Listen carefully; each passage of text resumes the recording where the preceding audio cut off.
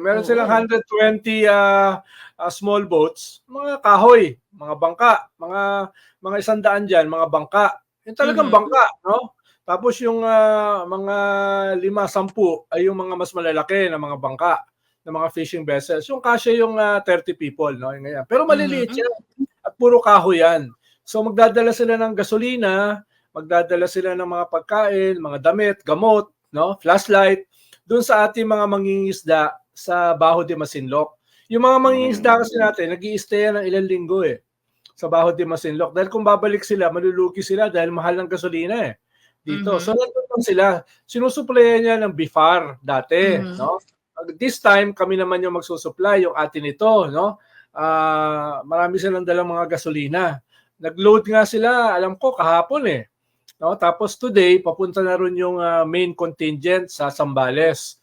Yung mga Okey. tao, tsaka yung bukas, yung media. Bukas darating yung media, tapos Wednesday, palaot na yan. No? Naku, okey. Tapos haharap yan dito sa dumadami ng mga milisya. Mga abot na yata ng 30 yung milisya at saka 5 Chinese Coast Guard, tsaka isang Navy, isang Chinese Navy battleship. So yun ang kaharap nila at mukhang dadami pa dahil Oo. nag-swarming, no? Diyan sa lugar na yan. Ang gagawin nitong convoy, maliban sa magdadala ng mga supplies, maglalagay ng mga buoy. Yung mga lumulutang na Mhm. mga malagay yung atin ito, Philippine flag, no? Ganun yung gagawin nila. Ilalagay nila sa dagat paglampas nila sa ating territorial waters. Mhm. Paglampas nila doon sa ating 12 nautical miles, EEZ, no? Ilalagay nila yung mga buoy.